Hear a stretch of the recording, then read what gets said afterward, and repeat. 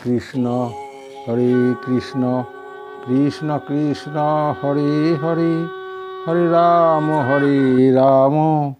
রাম রাম হরে হরে। ওম তমেব মাতা পিতা তমেব চ, পিতা তমেব তমেব বন্ধুশ্চ সখা তমেব, তমেব বিদ্যা দ্রবিণং তমেব, তমেব সর্বং মম দেব দেব।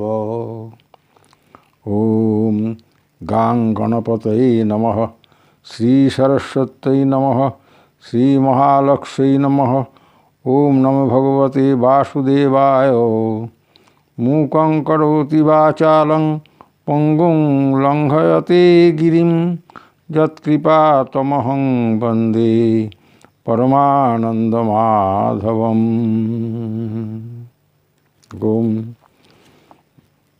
সচ্চিদানন্দরূপায় বিশ্বোৎপত্যাদিহেতবে তাপত্রয় বিনাশায় শ্রীকৃষ্ণায় বয়ং নমঃ।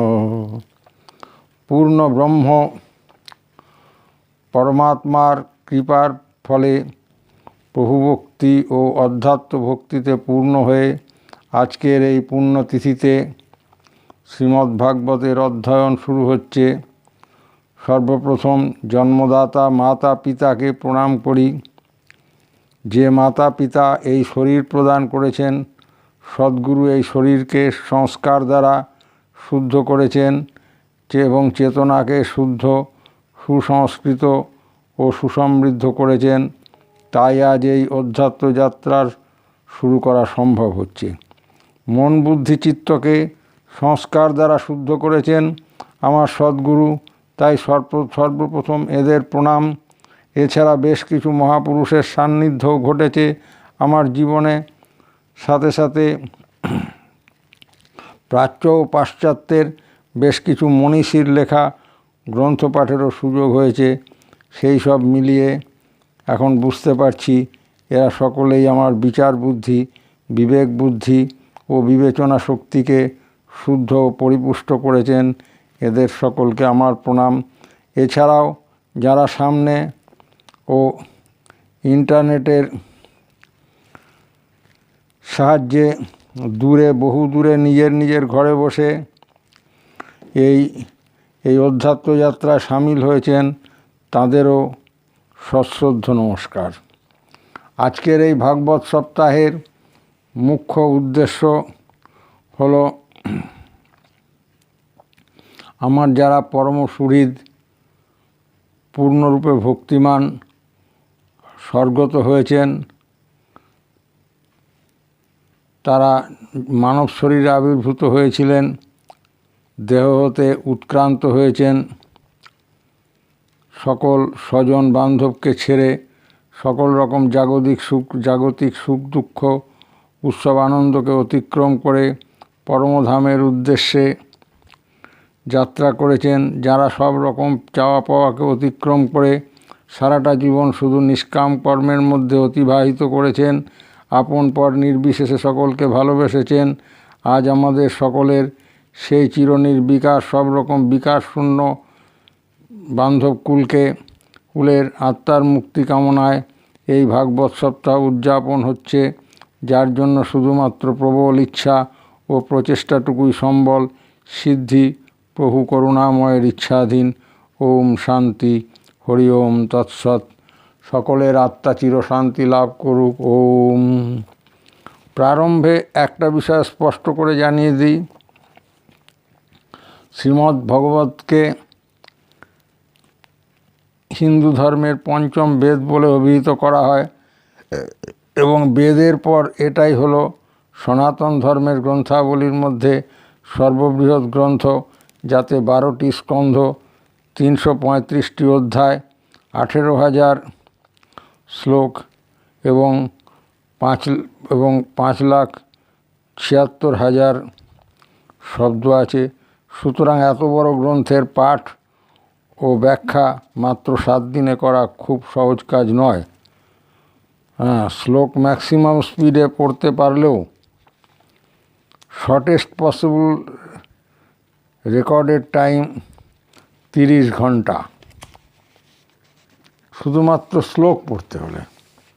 রেকর্ড রয়েছে, রেকর্ডেড টাইম, একদম গিনেস বুকের রেকর্ড হচ্ছে এইরকম। সেই জন্যই শুধুমাত্র অধ্যায় ও বিষয়বস্তুর সংক্ষিপ্ত তাৎপর্যটুকু বলেই ভাগবত সপ্তাহের সমাপন করা হয় সর্বত্রই, এবং এখানেও সেই প্রথাই পালন করা হবে। বিশেষভাবে উৎসাহী শ্রোতারা বিশদে শুনতে ইচ্ছুক হলে পরে যোগাযোগ করতে পারেন। প্রভুর ইচ্ছা মতো যা হবার হবে। অন্যথায় 7 দিন কেন, 7 মাসেও এই গ্রন্থ সম্পূর্ণ করা সহজ নয়। আজ শ্রীমদ্ভাগবতের প্রথম দিনেই আমাদের এক অদ্ভুত অধ্যাত্ম যাত্রা শুরু হচ্ছে, যে আমার মন, বুদ্ধি ও চিত্তকে, যিনি সংস্কার, শুধু সংস্কার নয়, সকল রকম অসংস্কার, কুসংস্কার ইত্যাদিকে জ্বালিয়ে সত্যিকারের সুসংস্কার প্রদান করেছেন এবং আমার বিচার বুদ্ধি ও বিবেক শরীরকে প্রদান করেছেন, সেই গুরুদেবকে প্রণাম। বর্তমান যুগের একটা অদ্ভুত ব্যাপার লক্ষ্য করছি যে সহজলভ্য যেটা, সেটা শত উপযোগী হলেও কোনো গুরুত্ব পায় না। যেমন বাতাস, এই বাতাস হাওয়া বিনা আমরা বাঁচতে পারি না, কিন্তু তার কোনো রকম গুরুত্ব আমরা মোটেই অনুভব করি না। সেই জন্যই সর্বতোভাবে এই বাতাসকে পলিউটেড করে চলেছি বিভিন্নভাবে। এমনকি সঠিকভাবে নিঃশ্বাস প্রশ্বাসের কাজটাও আমরা করি না। বাতাস আছে তাই অটোমেটিক যেমন তেমনভাবে আমাদের নিঃশ্বাস বইছে, যেটা মোটেই সায়েন্টিফিক ব্রিদিং নয়। তেমনই শ্রীমদ্ ভাগবত পাঠ ও আলোচনা প্রায় সর্বত্রই হয়, কিন্তু সেখানে শ্রোতা অতি বিরল, খুব বিরল, শ্রোতা নেই প্রায়। বড়জোর 2-1 জন নিষ্কর্মা বৃদ্ধ গিয়ে খুবই মতো, খুবই অভ্যাস মতো হয়তো সেখানে বসেই উঠে চলে এলেন। খুব অল্প সময়, আচ্ছা একটু না গেলে কীরম লাগে, ওখানে তো পাঠ হচ্ছে, গিয়ে অল্প সময় একটু বসে চলে যান। এমনটা আমি বহু জায়গায় দেখেছি। নতুন প্রজন্মের ছেলেমেয়েরা তো এগুলোকে বিষবৎ পরিত্যাজ্য বলেই মনে করে, বিশেষ করে বাঙালি সমাজ। বর্তমান বাঙালি সমাজ স্বামী বিবেকানন্দের নাম করে কত রকম কাল্পনিক ও উদ্ভট কথাবার্তার প্রচলন করেছে, যেগুলো সোশ্যাল মিডিয়া দেখলেই বোঝা যায়। এবং এসব করে তারা নিজেদের ও পরবর্তী প্রজন্মের একেবারে সত্যনাশ করে চলেছেন। যাই হোক, সেজন্য সর্বত্রই ফলস্বরূপ প্রতি ঘরে ঘরেই, সর্বত্রই না হলেও প্রায় অনেক বেশিরভাগ ঘরেই আজ অশান্তি। অথচ এদের কারোরই, যাদের যেসব ঘরে অশান্তি দেখা যায়, কারোরই কিন্তু সেরকম একটা অর্থাভাবটা নেই। সর্বদা বিবিধ উপায়ে ইনভেস্টমেন্টের চিন্তায় রত, আজ এখানে শেয়ার, কাল, অথচ শান্তি এদের মধ্যে মোটেই নেই। যার অর্থাভাব আছে এবং যার প্রাচুর্য আছে, উভয়ই একই অবস্থানে আছে। যেহেতু দুজনেই 2 শ্রেণীর লোকেরাই নিজেতে নিজে নেই। যার প্রচুর আছে সে শুধুই নিজের ওয়াইফের মন মজাতে ব্যস্ত থাকে, আর তাদের ওয়াইফসরাও ঠিক তেমনটাই হয়ে থাকে, যাতে তারাও সর্বদা একে অপরকে ওভারটেক করতে গিয়ে এগিয়ে যেতে চায়। একটা ইগো ক্ল্যাশ বিভিন্নভাবে প্রকাশ পায়, অথচ এরা কেউই কারোর নিজের নয়, বাইরের আবরণে আবৃত, বাইরের সম্পর্কে সম্পর্কিত মাত্র। এইটুকু সম্পর্কিত হয়েও একে অপরের উপর দখলদারি করতে চায়। একসময় আমাদের এক জ্ঞাতি সম্পর্কে আত্মীয় সন্ন্যাসী হয়ে এই শহরেই একটা আশ্রম খুলেছিলেন, এবং তিনি প্রায় গৃহী সন্ন্যাসী ছিলেন। তার স্ত্রী বিয়োগের পর তিনি ওইখানে একটা আলাদা আশ্রম করে বসবাস করতেন। তিনি ছিলেন আমাদের খগেন দাদু, পুরো নাম খগেন্দ্রনাথ চক্রবর্তী। তার স্ত্রী বিয়োগের পরই তিনি গেরুয়া ধারণ করে একাকী বাস করতেন। তার কাছে এক যুবক প্রায়ই আসতেন তার অশান্তির কথা ব্যক্ত করতে। সে অশান্তি যাই হোক, সে তো হলো। আমার তখন বয়স অল্প, সব শুনে টুনে এটুকু বুঝেছি যে শ্রীমদ্ ভাগবত বুঝিয়ে দেয় যে ঈশ্বর সর্বদাই আমাদের সঙ্গে আছেন।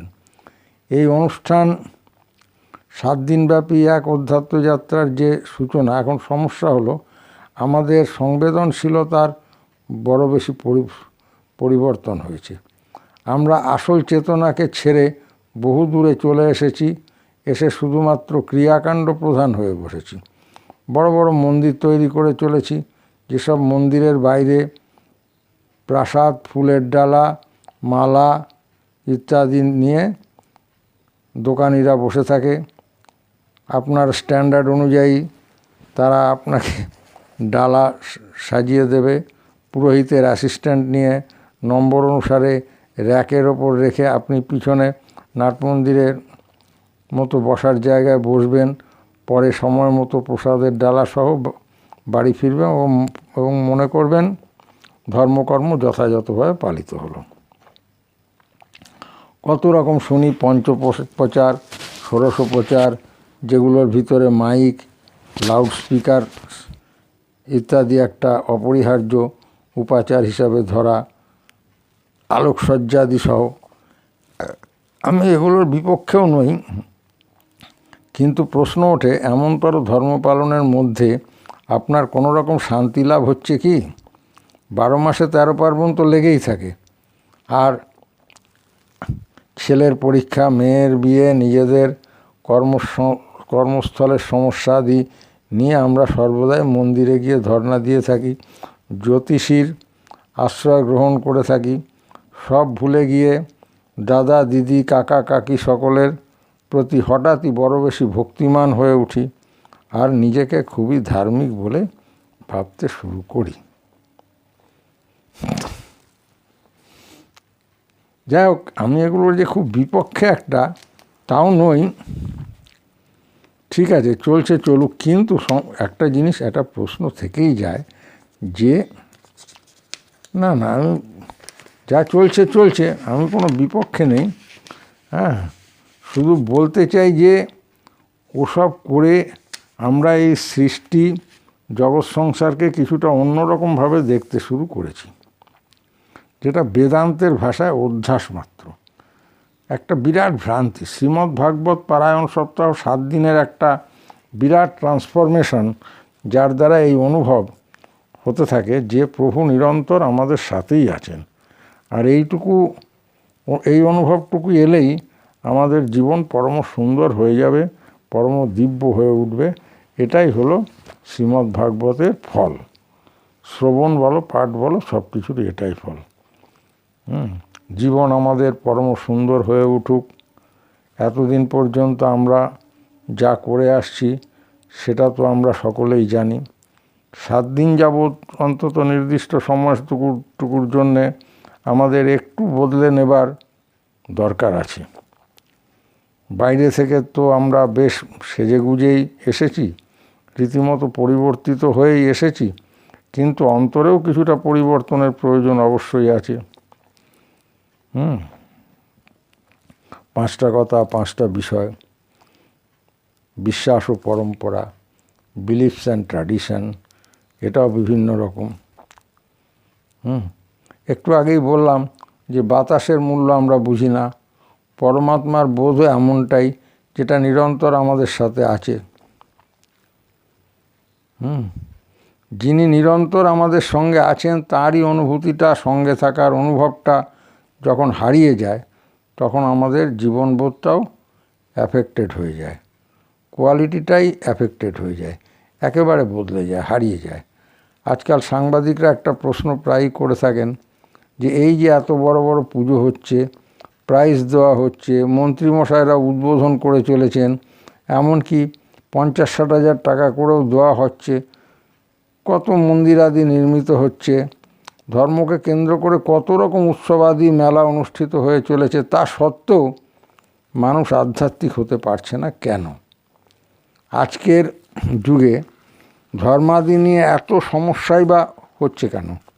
কারণ হিসাবে শুধু এটুকুই বলছি যে আমরা যত দিন দিন শুধুই গতানুগতিকতা ও ক্রিয়াকাণ্ডের ভেতর ডুবে যাচ্ছি, ততই আমাদের বোধ শক্তিও বিলুপ্ত হয়ে যাচ্ছে, এবং সেটা এতটাই যে আমরা আমাদের নিজেদের অস্তিত্বই বোধ করতে পারি না, আর পরমাত্মার বোধ না হয় বাদই দিলাম। আসল কথা, আমরা আমাতে নেই, আছি কেরিয়ারে, টাকায়, শেয়ার, বন্ড, ডিবেঞ্চার, রাজনীতি, আরও কত কিছুতেই আছি বলে শেষ করা যাবে না, শুধু নিজেতে বাদে। বিদ্যালয়ের বালক হতে বুড়ো মিনসে পর্যন্ত সবাই আমরা এই বিষয়ে বিষয়ে বিচরণ করছি। যাই হোক, এসবই বললাম, পরিস্থিতির প্রয়োজন, পরিস্থিতিটা একটুখানি বুঝিয়ে বললাম। হ্যাঁ, স্বয়ং ভগবান শ্রীকৃষ্ণ মানে কি বলবো, হ্যাঁ অনেক দেরি হয়ে গেছে না, ঠিক আছে। এখন কয়েকদিন শুধু ইন্ট্রোডাক্টরি কিছু কথাবার্তা বলতে হবে, তা নইলে কী হবে, এর ভেতরে ঢোকার প্রচেষ্টা, এত কথা বলেও কতটা কী হবে জানি না। যাক, ইনিশিয়েশনটা তো হয়ে রইল। হ্যাঁ, ওম, হ্যাঁ, এটা তো শ্রীকৃষ্ণের সুতরাং লীলা, সুতরাং কৃষ্ণকেই প্রণাম করি। কৃষ্ণায় বাসুদেবায় হরে পরমাত্মনে প্রণতক্লেশনাশায় গোবিন্দায় নমো নমঃ। ওম।